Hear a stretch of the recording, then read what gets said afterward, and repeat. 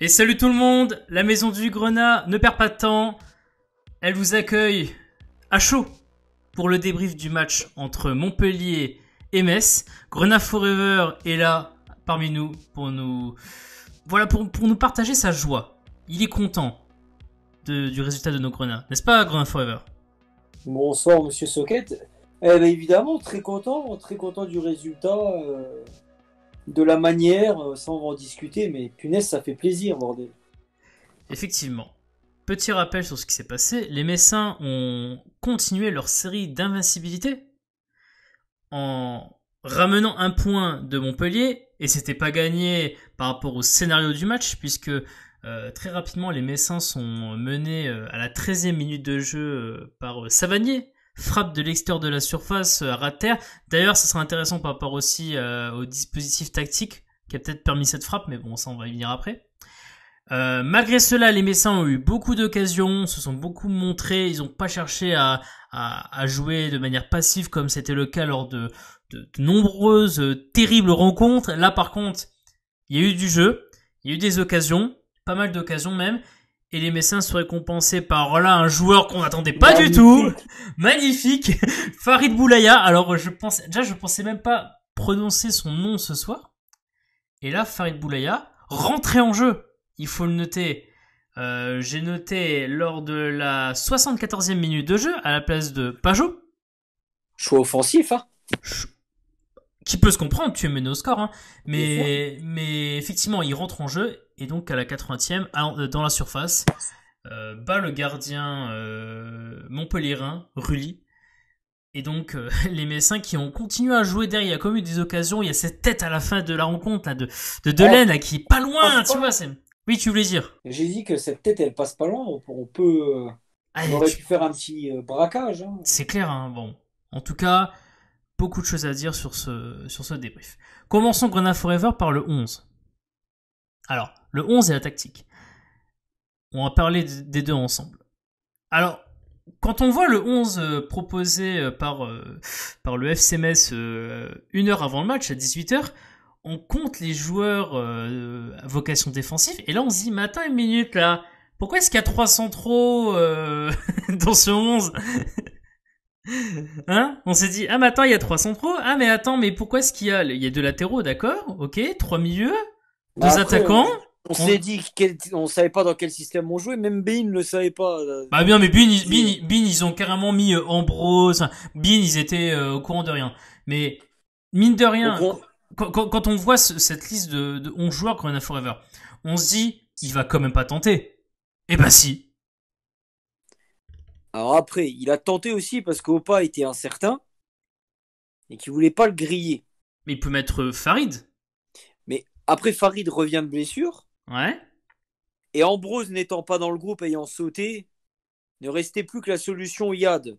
Mais comme il est jeune, ouais. le 3-5-2 pour contrecarrer le 3-5-2 classique de Montpellier s'imposait, hein.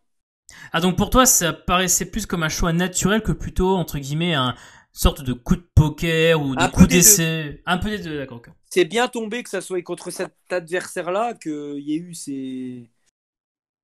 Ouais, il y a un peu des deux. Il y a un peu un coup de poker et un peu aussi du fait que profite un peu de Opa et de la forme de Farid.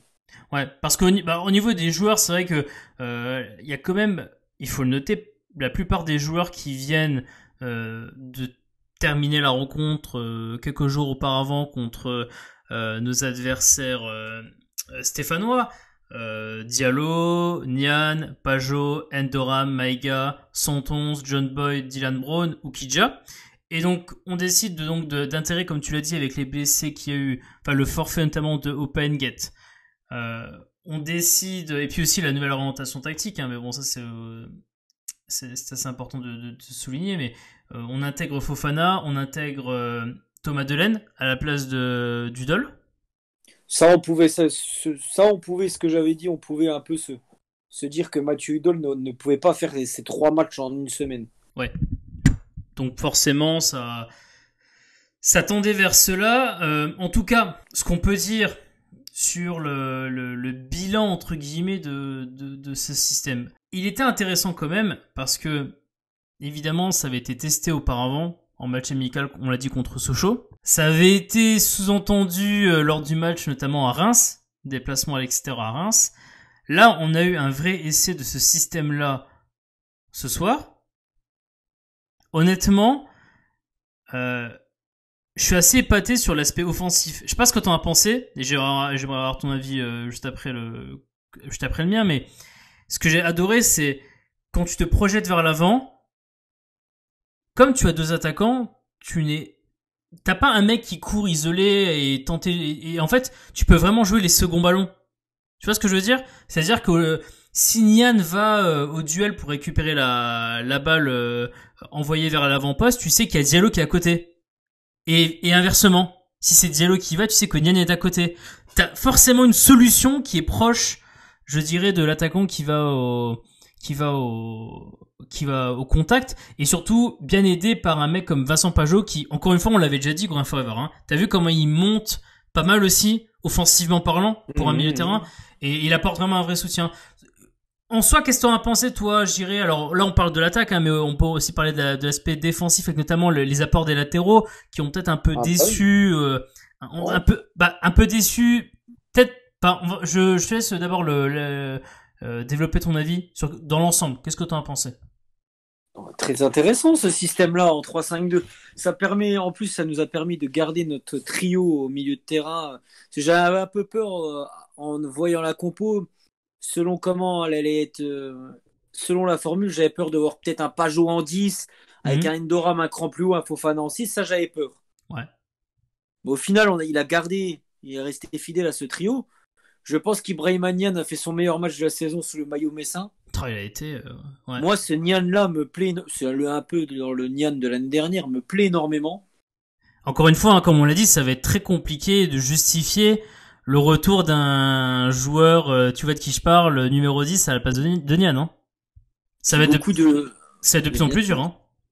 Puis un système, les trois de derrière, je trouvais, a été relativement plus rarement mis en danger, parce qu'on prend une frappe de loin, une frappe des 20 mètres, parce qu'on joue un petit peu reculé à l'entrée de surface, on respecte pas les joueurs de Montpellier, parce que je suis désolé, mais quand tu as Savani en face de toi, quand t'as Mollet, je veux dire, c'est des artilleurs, ces mecs-là, ils tirent à l'extérieur de la surface, ils sont assez précis, et les laisser tirer comme ça, tu les as pas respectés, quoi. Donc tu te fais punir, je dirais normal, quoi.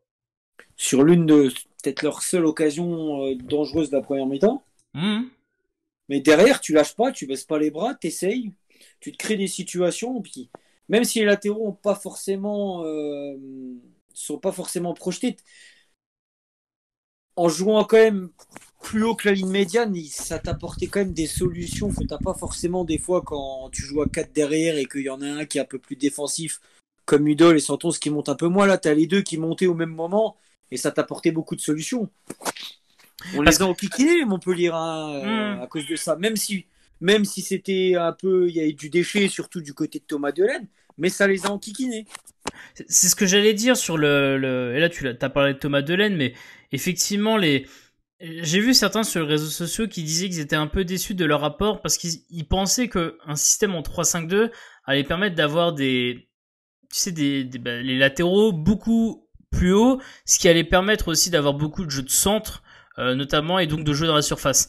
Là, c'est vrai que bizarrement, les latéraux sont restés comme assez prudents dans cette rencontre.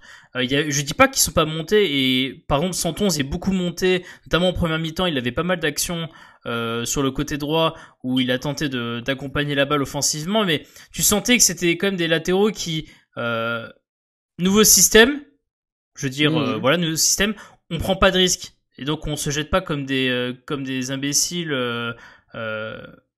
Même si à un moment donné, et l'action que Delaine peut mettre dans le but est un peu le signe de ça. T'es mené au score, je veux dire. Quand t'es mené au score, forcément tu joues plus offensif, et donc les latéraux sont obligés de jouer un peu plus haut, forcément. Mais c'est vrai que c'est assez prudent. Les latéraux, même si moi personnellement ça ne me dérange pas qu'ils étaient aussi prudents que ça, parce qu'au final, la complémentarité avec Diallo et Niane, tu vois, avec le soutien de Pajot, la récupération, et ça c'est assez important, beaucoup de ballons récupérés au milieu de terrain, le tout faisait qu'au final, c'était pas si déterminant que ça que les latéraux montent pas si haut, tu vois. Mhm. Mais c'était intéressant, franchement, à la récupération, déjà, on a récupéré beaucoup de ballons au milieu de terrain, ça c'était vachement intéressant, ça te permet de te projeter vite vers l'avant. Et c'est là où avoir deux attaquants devant, c'est hyper utile, parce que quand t'es Montpellier, que tu vois que t'as les deux compères de devant, là, qui sont là. Et c'est ce qui amène l'action du penalty, hein.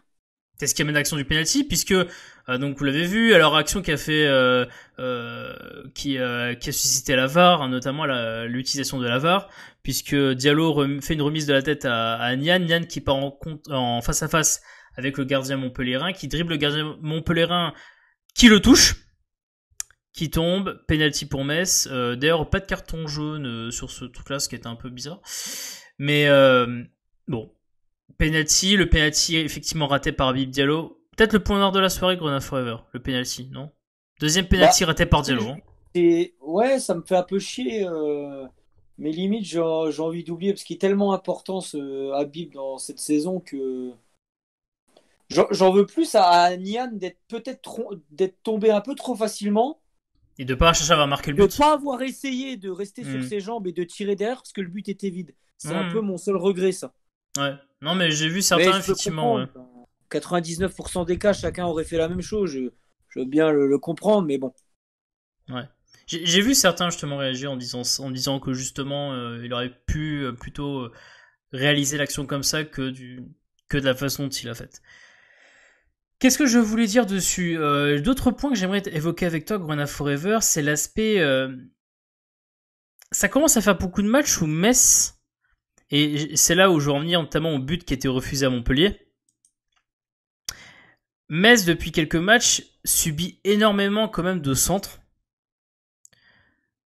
De coups de pied arrêtés aussi, hein. Il y a 2 coups francs un peu chiants côté droit pour Montpellier en première mi-temps, mais je dirais surtout les centres ont subi énormément de centres. J'ai vu certains qui notaient qu'en première mi-temps, c'est ça que le côté de Thomas Delaine a été très exploité en première mi-temps par Montpellier.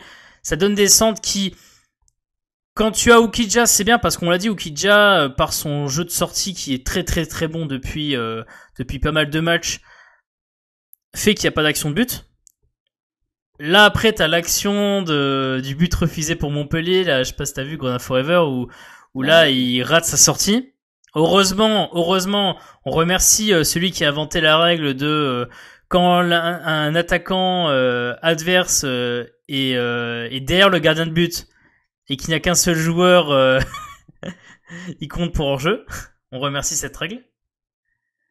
Après, ben voilà, ça peut lui arriver. Il peut des fois passer au travers. Hein, Oui, mais ce que je veux dire par là, c'est que on sait que de toute façon, le risque que tu subisses des occasions dangereuses est beaucoup plus important si tu subis beaucoup de centres. Là, comment dire, sur ce match, bon, je dirais que faut faire attention, quoi. T'as comme une équipe de Montpellier. Voilà, ils ont pas mal de coups de pied arrêtés, c'est ça qui est chiant en fait. Nous aussi on en a, hein, je reconnais qu'on en a aussi, mais c'est vrai que c'est aussi les centres aussi, ça fait toujours un peu peur ça, Grenade Forever. Hein. Et beaucoup de centres, notamment Saint-Etienne, avec les très bons joueurs de côté qu'ils avaient. Là à Montpellier, t'avais Mollet, t'avais Savanier, t'as quand même beaucoup de bons joueurs de centre, tu vois. Donc c'est assez dangereux. Mmh. Évidemment, il faut qu'on parle quand même de Boulaya. Parce que, alors, même réflexion que j'ai eue moi après au Gate, c'est ok, super, je veux dire, même inespéré, un rentrée, but, impactant dans le match de manière extraordinaire. Attention, ça n'est évidemment qu'un match. Et surtout quand tu vois la suite des événements dans un groupe qui est dans un groupe complet, il y a peu d'opportunités de voir un Farid Boulaya titulaire lors des prochains matchs. Tu vois, tu vois ce que je veux dire, c'est bien pour lui parce qu'effectivement ça va un peu calmer des gens, ceux qui le critiquent beaucoup. Mais bon, beaucoup de gens vont dire mais attention, ça n'est qu'un match. Je sais pas c'est quoi ton avis dessus, mais Pour Farid? oui, pour Farid, oui. Non, moi je pense qu'il est. Bon, déjà, je suis heureux, mais comme un. Je fais partie de ceux qui l'ont toujours défendu. Mhm. Je tiens à le signaler. Mais pour moi, son entrée en jeu, il est dans sa lignée de son dernier match qu'il avait fait à Dijon, où il avait fait un match que j'avais trouvé très très bien, moi. Oui. Malheureusement, il a eu quelques blessures au mois de janvier et peut-être un potentiel transfert qui ne s'est pas fait, j'en sais rien, qui lui ont plombé son début d'année. Ouais. Mais moi, je pense qu'il va monter en puissance et il va être très important sur cette deuxième partie de saison. Et je suis heureux pour lui. Mhm. Et si ça peut permettre au siffleur de plus trop lui manquer de respect, ben, ça aussi, je suis bien content. Il a pu Ouais. certainement faire fermer le clapet de certaines personnes ce soir. Ouais, effectivement. Après, comme tu l'as très bien dit, nous, on a beaucoup mis en avant toute cette négativité sur Farid Boulaya. Je veux dire, quand je dis mettre en avant, je veux dire signaler de manière forte toute cette négativité autour de Boulaya depuis la saison dernière. Hein. On s'en souvient lors de certains débriefs que vous pouvez retrouver sur la chaîne les débriefs de matchs de Ligue 2 de la saison dernière, où justement on trouvait ça scandaleux que les mecs sifflaient, genre ça aide pas quoi. Bien sûr. Et là, le gars répond bien. Et donc voilà, après effectivement, je suis pas autant optimiste que toi sur son avenir quand tu vois les joueurs qui sont actuellement dans le groupe. Le fait que si on repasse un système à 3 attaquants, il faut pas oublier que donc maintenant t'as Traoré qui va normalement à un moment donné revenir. Tu as Nian, tu as Opa Nguet. Donc forcément, ça va être très très compliqué pour qu'il se fasse une place en tant que titulaire Boulaya. Mais en tout cas, le voir qu'il est toujours, on va dire, concerné dans le groupe, voilà. Concerné et qu'il peut s'illustrer à ces moments-là, c'est assez important pour évidemment pour le club parce que tu dois compter sur beaucoup de joueurs pour réussir cette saison. Et là, on voit bien ce soir dans un match où la solution n'est pas venue de Habib, elle n'est pas venue de Nian, elle est venue de Farid Boulaya. Mmh. Parlons Grenade Forever pour terminer ce débrief des autres résultats et du classement. Alors les autres résultats, tout d'abord, que s'est-il passé en Ligue 1 lors de cette magnifique 23e journée de championnat Alors nous sommes au niveau des résultats, parce que plusieurs résultats nous intéressaient ce soir. Alors déjà Toulouse a perdu. Toulouse continue à être plus profond que terre, ouais. Match perdu contre Strasbourg, but marqué par Waris, ce qui va donner certains cauchemars à certains supporters qui voulaient le voir venir. Là où c'était, alors autre résultat, je regarde vite fait, Amiens, match nul contre Lyon. C'est dommage que Lyon n'ait pas réussi à battre Amiens. Ça, c'est un peu le point noir de la soirée pour moi, parce que c'est un résultat improbable. Ouais. Bah c'est le point noir. Ils ont pas pris plus de points que nous. Non, mais je veux dire, quand on sait que Lyon a envie de retrouver la Ligue des Champions, faire 0-0 contre le 19e chez eux à 3 jours d'un déplacement au Parc des Princes, c'est une très très grosse contre-performance. Oui. Pour eux, c'est effectivement pas très bien. Mais effectivement, il y avait un autre match aussi dont il faut parler, c'est ce fameux Nîmes-Dijon qu'on avait déjà surveillé lors du précédent débrief. Et là, les Nîmois ont surpris les Dijonnais 2-0. But marqué très rapidement dans les deux mi-temps, 4e milieu de jeu, Ben Raoult et Nolan Roux. Salut Nolan. Ah, Nolan. Qui marque, alors non pas début de deuxième, qu'est-ce que je raconte, pas la 44e, donc fin de la première mi-temps. Dans un but gag, je vous conseille d'aller le voir, but extraordinaire, dégagement incroyable du gardien de Dijon. Et donc Nolan Roux, en tel un Pippo Inzaghi, réussit à contrer la balle et à la mettre dans le but. Mais donc Nîmes qui gagne ce match, résultat surprenant, parce que on voyait Dijon peut-être pousser Nîmes un peu plus, au fond, entre guillemets. Mais malheureusement, ce n'est pas le cas. Et donc, ce qui fait Grenade Forever qu'au niveau du classement. Le classement de nos Grenats, il est simple. C'est que nous sommes toujours 16e. 27 points. D'accord. Nous enchaînons avec notre 9e match nul de la saison.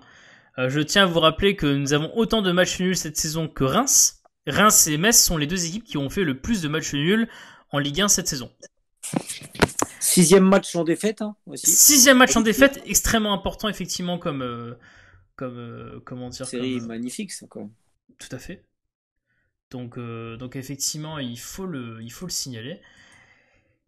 Qu'est-ce qu'il y a d'autre en éléments importants à dire ? Tout d'abord, Effectivement, Nîmes, qui grâce à sa victoire marque 21 points, donc est 18ème, revient à 6 points du SMS, à 3 points de Dijon.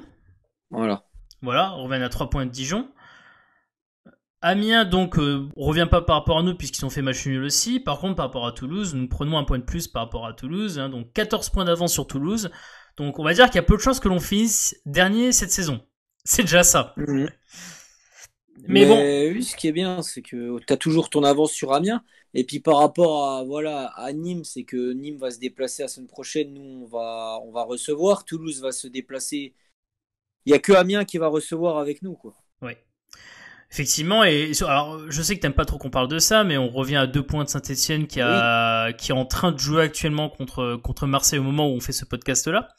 On revient aussi à 2 points de Brest. Qui a fait match nul, qui perdait contre Bordeaux, ça aurait été cool ils ont égalisé. Mais on est toujours à portée de fusil de nos amis brestois. Et Bordeaux que l'on joue dans quelques jours, qui est qu'à 4 points et on peut revenir à 1 point de Bordeaux en cas de victoire. Non, mais c'est une bonne soirée. Pour moi, c'était une soirée que je considérais comme une soirée joker, vu nos derniers résultats, et on a su capitaliser dessus. Donc, c'est clair. On va terminer par parler des matchs qui auront lieu dans quelques jours, hein, lors de la 24e journée. Les matchs intéressants Grenat Forever. Comme pour le rappeler juste, les matchs intéressants, mais et j'aimerais avoir ton avis. Toulouse qui va à Marseille. Très bien pour nous. Très bien pour nous. Nîmes qui va à Nice. Dans un derby, donc on sait pas comment ça va finir. Hein. Brest qui va à Rennes. Ils sont à 2 points devant nous, hein, donc il faut envisager quand même leur rencontre. Amiens qui reçoit Monaco qui vient de gagner son premier match depuis X temps. Voilà. Premier match gagné sous l'ère Moreno. Hein. Et on sait pas trop sur quel pied il danse, mais ça reste une équipe qui a des qualités, donc pas un match facile pour les Amiénois. C'est ça. Amiens qui reçoit Monaco, on a dit. Dijon qui reçoit Nantes. Pas facile également pour Dijon. Surtout se relever après cette défaite. Hein. Et puis en autre match qui peut être intéressant, sinon il n'y a pas d'autres matchs parce que nous on va affronter donc Bordeaux. Il y a Montpellier-Saint-Etienne. Bof, c'est pas forcément. Si ça peut être impactant comme pour Saint-Etienne, hein. Parce que Saint-Etienne, s'ils enchaînent, on verra le résultat de ce soir, hein, mais s'ils enchaînent avec une défaite ce soir contre Marseille et une contre-performance contre Montpellier, on peut potentiellement revenir à leur niveau, voire les dépasser. Ah bah c'est clair. Donc à surveiller. Strasbourg-Reims, là c'est un peu plus haut au classement, et Angers-Lille aussi c'est un peu plus haut. Et puis évidemment il y a PSG-Lyon dont on ne verra pas la couleur évidemment cette saison. Grenat Forever, merci beaucoup d'avoir fait ce débrief. Très rapide. Et à toi. On vous laisse. N'oubliez pas de vous abonner si ce n'est pas déjà fait, évidemment. De nous dire ce que vous avez pensé de cette rencontre, hein, de partager votre avis. C'est bien d'avoir un peu l'avis de la communauté du FCMS. Merci beaucoup. On vous souhaite une bonne soirée et allez le FCMS. Allez, Metz.